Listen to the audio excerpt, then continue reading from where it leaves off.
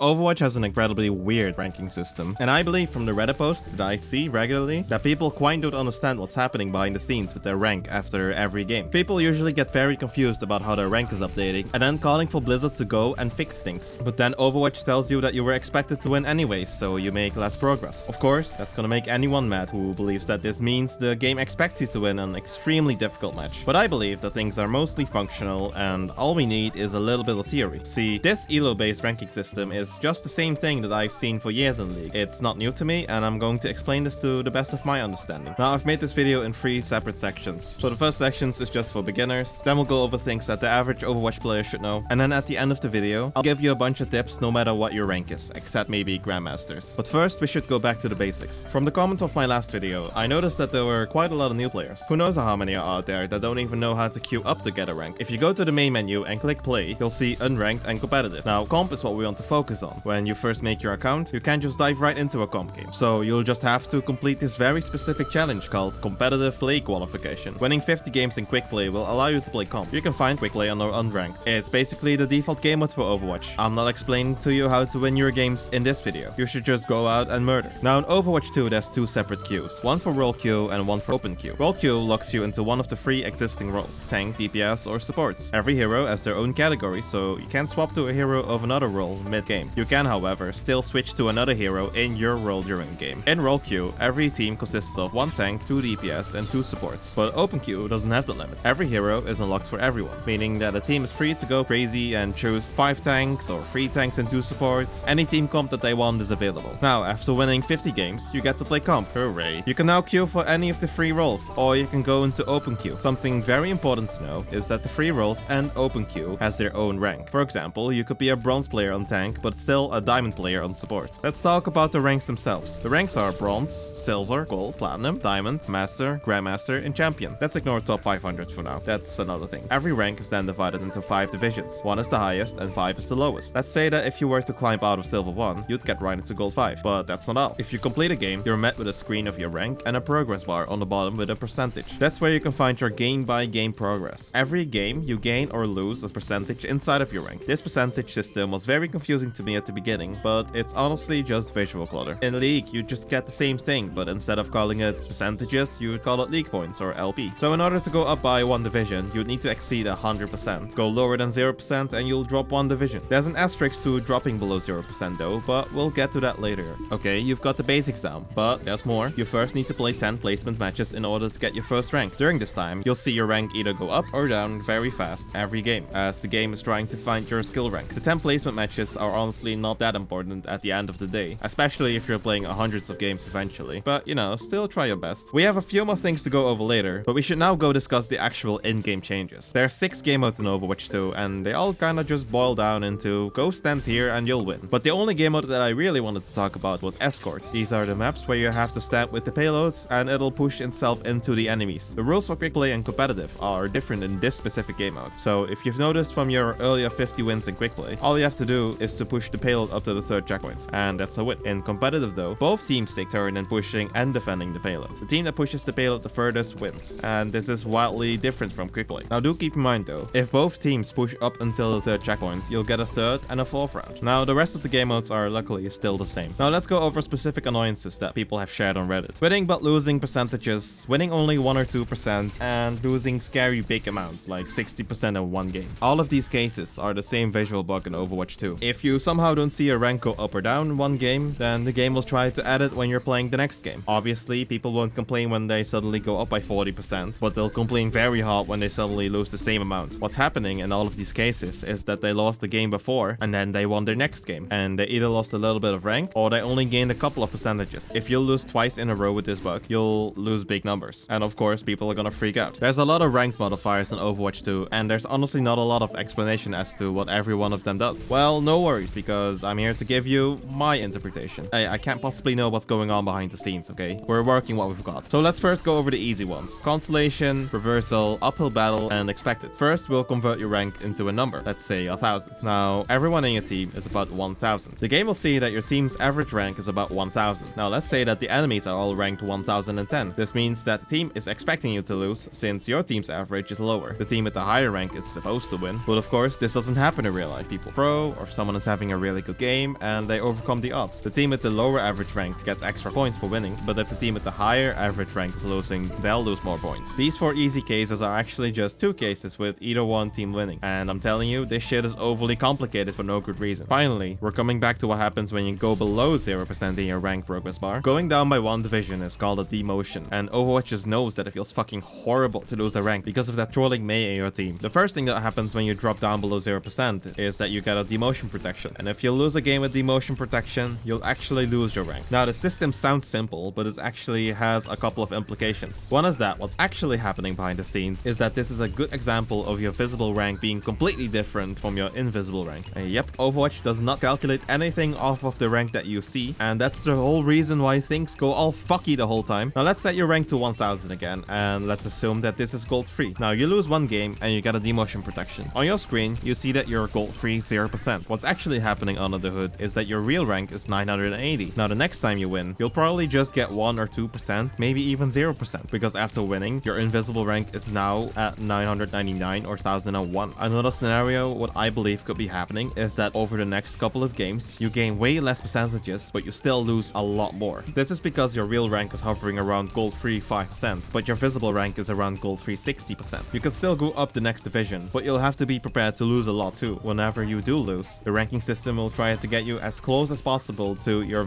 invisible rank, but you'll have to be very prepared to lose a lot too whenever you do lose, as the rank system is trying to get you as close as possible to your invisible rank. But why is it so convoluted? Well, they probably did their research and figured that this is the best strategy that either feels good for the people or it just keeps people playing. Let's go over the modifiers that we have control over. Win streaks, loss streaks, and wipe. Win and loss streaks are pretty straightforward. Win or lose 3 times in a row to get that modifier, and I honestly think that this is the best way to climb, maximizing win streaks and mitigating loss streaks as much as possible. I'll go over the best ways to climb in a little bit. We have 2 more modifiers left. Since Season 10, Overwatch 2 has started to allow almost anyone from every rank to play competitive with each other in one group. This used to be a bit more limited, but now with this freedom comes this white modifier. Since every rank is 5 divisions, you can play normal, or in this case a narrow game, with anyone who's 1 rank below or above you. But anything above or below that is considered a white game. I don't know why the chart says that you can gain more from a white match. I've never had that happen to me. I always lose or gain a lot less from white. This means that if you're trying to climb using a white group, it's going to take significantly longer than if you were to play solo. So a silver free player can avoid getting into a white match by either playing solo or in a group with either a gold free or a group with a bronze free. If you were to put the bronze free in the same group as that gold free, it'll still be a white match because the game checks for the highest and lowest rank of the whole group, and then the whole group gets that white modifier. There's one more modifier on this chart, calibration, and it's nothing special. You just get this from playing your first 10 placement matches of the season. But there's one more hidden modifier that's somehow not on the chart or something, volatile. I really thought this wasn't a thing anymore in Season 10 because it was there on the Season 9 chart, and I haven't personally seen any explosive changes in my own rank, so I just didn't see it for a while. But I was wrong. Volatile is a modifier that doesn't like it when you either have good days or bad days. And if you started on Platinum 4, and after a good day you ended up in Plat 1, if you don't keep performing and winning, Volatile will try to push you back to Plat 4 as hard as it can. Okay, now that we have all the information, we can start talking about how to actually climb, without even talking about the game itself. I am not qualified for that, I am a dirty gold player. This is me talking about how to climb while playing the ladder, and I'm using my experience coming from high elo League of Legends. The best way to jumpstart a climb is to win your placement matches, and in your placement matches, you get the calibration modifier, meaning that whenever you win, it's possible to see your rank go up by a whole division, and that's amazing. After finishing your 10 placements though, it's time to really start focusing in on those win streaks. You can't just get a win rate higher than 50% and expect to climb. Overwatch just doesn't work that way. You have to win 3 games in a row in order to trigger the win rate modifier, and you'll gain extra percentages. Okay, it's obvious. Whenever you win, you go up, duh. Where's the real value? Or you might be asking. Okay, fine, here you go. The next tips will help you in the long run. Set a rule for yourself to take a break after every couple of games. I chose to take aim in between every 2 games, no matter what. Doesn't matter if I lose super hard or I win. You can only focus so hard on a game, and we're all human. So take a break and definitely get up and start walking around or something. This is very crucial. Your brain needs oxygen to function, and the best way to get the blood pumping is by physically moving around. You might not like the fact that your body determines how you'll perform in game, but it's very important to take care of yourself. This brings me to my next point of doing some kind of exercise. I personally go to the gym 3 times a week for about an hour. It's not that long, but as long as you know what you're doing, you don't even need to spend that much time exercising. It also helps to blow off some steam, and I think it always helps to exercise regularly, even if it's just for the stupid reason of climbing in Overwatch. So after coming back from the gym and straight into a game, whenever you finish a game, if your rank bothers you or you're trying to climb, make sure to skip that rank progression screen. Yes, this basically invalidates the whole video, and suddenly you don't even look at your rank anymore 80% of the time. But honestly, this is my best tip. Rank isn't the important thing in any game. It's the skill required to get that specific rank. Being a lower rank isn't even all that bad. Sure, your teammates will sometimes do the stupidest things, and you want to tell them how much their mom means to you. But this also means that the enemies are also of a lower rank, and they also make plenty of mistakes. And all you have to do is just be better in any random skill, like positioning, or timing, or aiming, and you'll climb eventually. In higher ranks though, you can expect a lot more people to play more correctly, and it's a lot harder to punish anyone, since all of a sudden, it's a rarity to see someone out of position or missing a lot of shots. Take your time in whatever rank you are, just to learn and have fun. The rank is a consequence of you learning skills and not the other way around. And if you're a bronze and your friends are making fun of you, well, either get new friends or really start improving. My last tip is probably the best one I can give you to tilt less. Don't give every game 100%. This is a game that checks for your average performance over multiple games. Grind your games out like a marathon and not a sprint. I'm not saying that you shouldn't do your best. I'm saying that you should give it about 80% of your effort every game. Sometimes you can't win. I talked about it in my other video, the 30-30-40 rule. You're guaranteed to lose sometimes, even if you're the best player in the world. Giving every game about 80% of your effort also means caring less for individual games. I don't really care about the outcome of a single game, and neither should anyone. It's just a game. It probably lasted anywhere between 5 and 15 minutes. That's it for me. If you liked the video, consider subscribing. Bye!